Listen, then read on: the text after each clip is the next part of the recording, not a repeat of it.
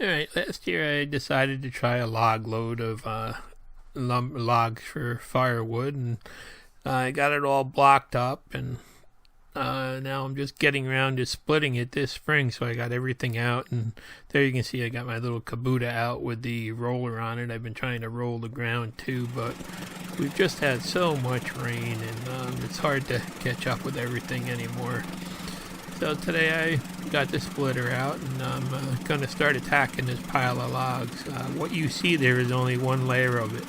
There are actually 3 more rows like that cut behind it, so it is a pretty sizable, batch of logs to split up. So I just pulled out the splitter, and I'm starting to get it set up and ready to go. And you can see it's stacked pretty high there. I'm just using my loader there for a staging table, and I did run into some problems with the splitter today, so I'll show you them as we go along.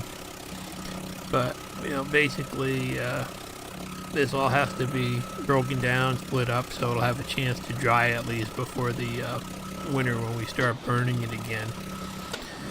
And I did start by bringing down my dump trailer, and I figured that I was going to load all the wood into the dump trailer as I split it there. And you can see it's pretty easy to toss it right in there.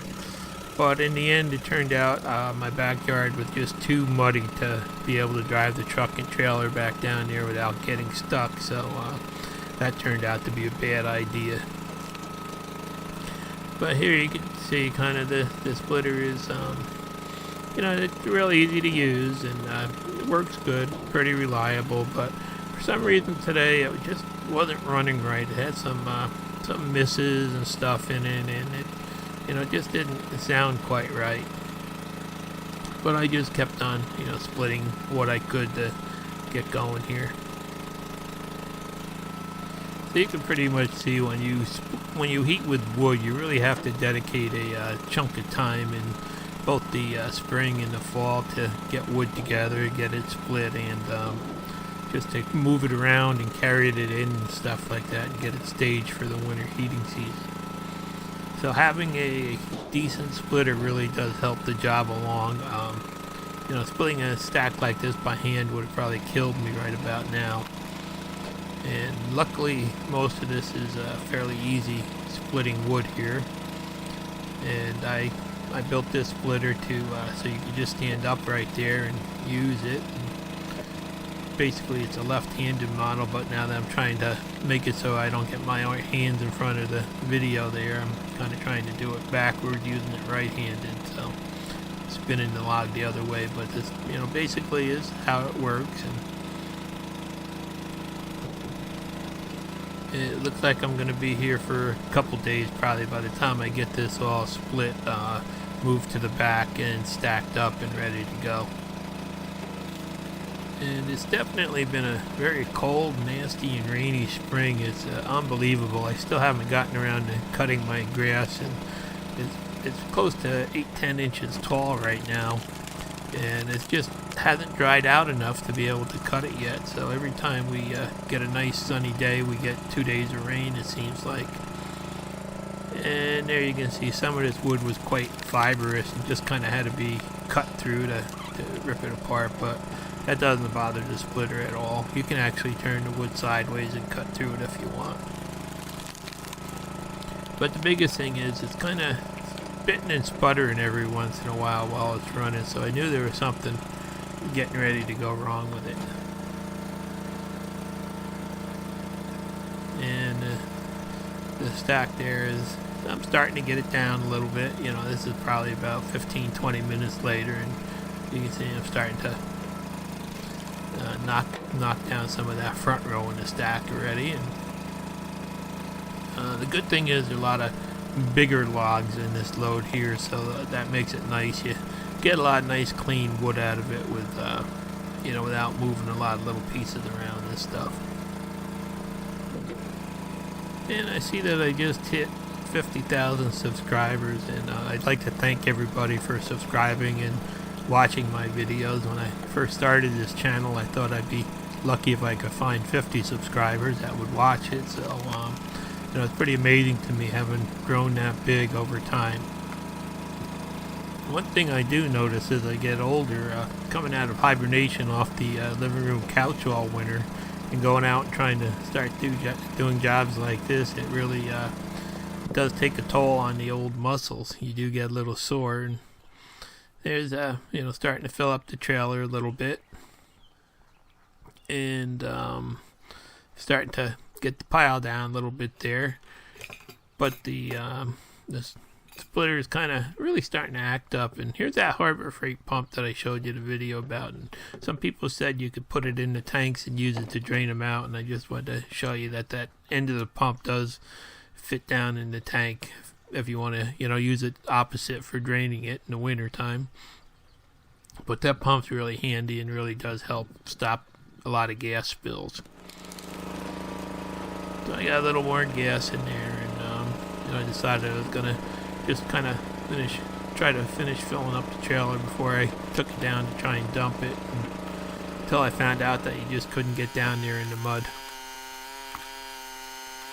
I'm hoping it really does start drying up pretty soon so I can get down and start working in the garden, because my tomato plants they're about 1.5 feet tall now, and the pepper plants actually are starting to see some flowering on them, so really they're going to have to go in the ground in the next couple of weeks. But this is one of those jobs that has to be done, and it's wet, rainy days. About the only thing you can do on days like this. So there's the first trailer full, and that actually, when I stacked it out, turned out to be 2 1/2 face cords full. A face cord, what we call a face cord, is 4 foot by 8 foot by 16 inches deep. So it wasn't quite a full cord of wood that would fit on that trailer. Pretty amazing. I thought it would easily hold a cord of wood, but I see guys on Craigslist selling, a little trailer full like that as being over a cord. So you have to really be careful when you buy wood. So I continued splitting a little bit more today, and just started throwing it on the ground there, just because I found out I couldn't get down the back with the trailer, so I have to start moving it with the small tractor next. But it's really an easy job standing there. You can see there's really no bending and no lifting, and just a matter of just shifting the wood a little bit and throwing it, and there's a new pile that I got started, and starting to break into the second row there, and I mean there still is quite a bit of wood to split left. And the splitter did die on me right about here. It started really running pretty bad, and all of a sudden it just decided to shut down. So I decided to just give it a break for the day and put it away. And there it goes, it died. And then I went back, pulled it out the next day. It started and ran fine, so I didn't really think much about it, but it really didn't run fine. It was still kind of sputtering, and it would run fine for a while, and then it would just start sputtering a little bit, and start acting up some and running slow, and I knew it just wasn't right. But I just kept using it. And this splitter actually really does work really nice. You can see right there, it'll just slice right through the wood if it has to, or it'll split it easily too. Most of the time it'll just split without having to kick down into the second stage of the pump. It'll just keep going right through the wood. And other times, if it hits something hard, it will definitely kick down. And every once in a while you find something inside the log here, and some nice big old grubs here. It would have been good if I had planned a fishing trip after this. Would have made some good bait there, but just some little surprises inside the log. I threw them over on the side, and boy, the birds, they'd come down and they really enjoyed them. They picked them right up. And here you see, here's another piece I had to cut through because the grain was so cockeyed on the knot there and stuff. And finally the thing died on me and stopped running, and this is what I found. The condenser, the wire in there had broken off the solder joint, and that little plastic boot had kind of held it in place. So I decided to take it inside and try to solder it back together and try to, get a little more use out of it because I didn't have another one available at the time. And it did work good for about another 20 minutes, and then it just came apart again. So that was kind of a waste of time. So I really, I'm at just about at the end of the splitting for today. So if you ever have a motor that gets kind of intermittent, misfiring and stuff like that, the condenser is a good thing to check. And I'm just showing you, just loading on a bigger log here with that loader there. That makes it, a lot easier to pick them up. It just has a winch that operates it, and it's slow, but it does get the job done, and I'm real happy with how it works. And some of these bigger logs are, a little bit tough to handle, but if you just chew away at them with the splitter a little bit at a time, they all get done without hurting yourself. And it sure does beat the old hammer and wedges that I used to be using.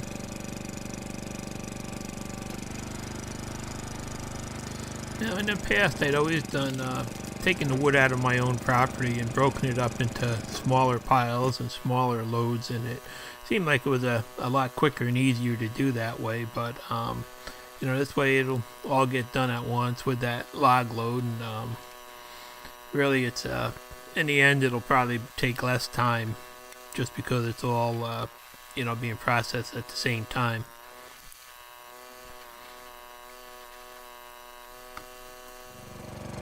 And I definitely have to say that buying this log load was really well worth it. If you see the amount of firewood that I'm going to get out of the load, and then if you saw the video last fall of me sawing up some of the larger logs into lumber, the amount of lumber that I got out of it probably is worth almost what the log load itself costs. So this firewood is basically along for free, it seems like. Except for, it does take a little bit of work here to get it ready to process it. So there it is again.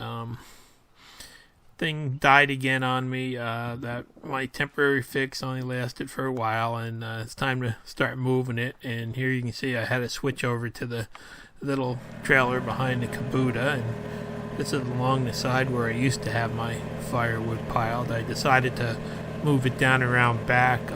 Actually, I'm using that old shelter structure that I originally was going to turn into a greenhouse, but I just decided that it's just too big for me to, I don't need a greenhouse that big.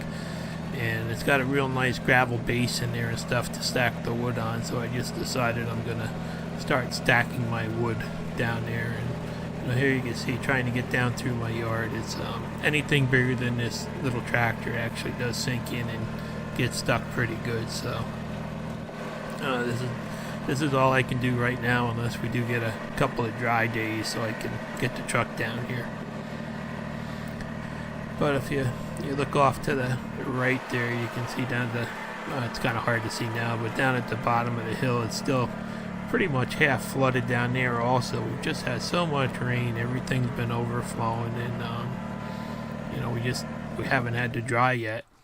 So here I am down there. I'm starting to stack the wood down here, and I'm getting 12 foot long by about 5.5 foot high stacks across here, and I think it'll hold the whole load now. I'll show you in a little later when I do the next video how much it actually held and how much I actually wound up getting out of that log load.